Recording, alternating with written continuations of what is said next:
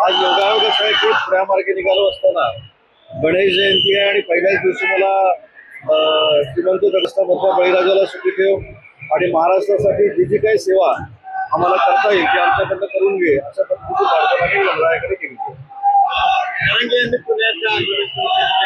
मुंबईच्या दिशेने ते रवाना झाले. मी देखील आपल्या माध्यमातून बघितलं की मी त्यांची भेट घेणार आहे. पण मला असं वाटतं की मनोज जरांगे पाटलांनी जे आंदोलन केलेलं आहे त्याच्या पार्श्वभूमीवर पूर्वीचे आंदोलन झालं होतं त्याच्यातल्या अनेक मागण्या माननीय तत्कालीन मुख्यमंत्री एकनाथ शिंदे साहेबांनी पूर्ण केलेल्या आहेत. देवेंद्रजी देखील मराठा समाजाला न्याय देण्यासाठी त्यांच्या नेतृत्वाखाली आम्ही आज काम करतोय. परंतु एक महत्वाची गोष्ट अशी आहे की आज मुंबईमध्ये गणेशोत्सवाचा मोठा समारंभ आहे आणि गणेशोत्सव हे हिंदू धर्माचं प्रतीक आहे. त्याच्यामुळे जनतेला त्रास होणार नाही अशी भूमिका त्यांनी घ्यावी ही आमची सगळ्यांची देखील विनंती आहे.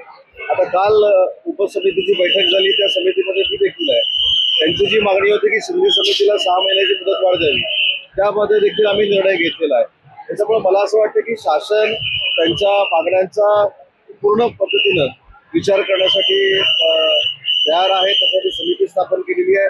जे जे आम्हाला शक्य आहे ते मराठा समाजासाठी आम्ही करणार आहोत आणि 10% आरक्षण जे आहे ते माननीय एकनाथ शिंदे साहेबांनी देऊन दाखवलेलं आहे मराठा समाजाला. हे सगळं करत असताना संयमानं घेतलं पाहिजे ही भूमिका असावी. मुख्यमंत्री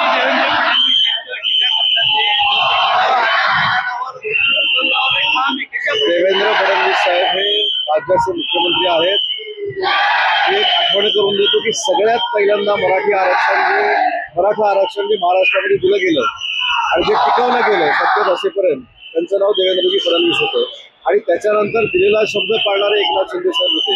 त्यामुळे मराठा समाजाच्या निमित्तानं देवेंद्र फडणवीस साहेब हे सकारात्मक आहेत.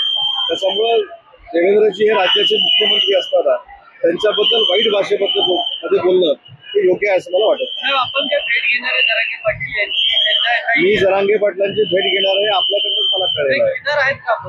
पण आपल्याकडनंच मला कळलं अजून मी ठरवलेलं नाही.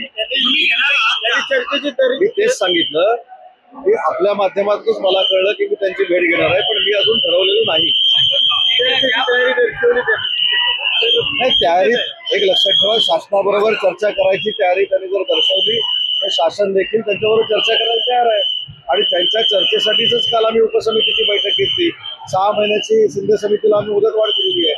त्याच्यामुळे त्यांनी देखील कोणाबद्दलही गैरसमज करून घेऊ नये आणि मला असं वाटतं की संयमानं या सगळ्या गोष्टी मनोजीने हाताळल्या पाहिजेत असं माझं वैयक्तिक मत आहे. दुसरे पुण्याचा विषय प्रभाग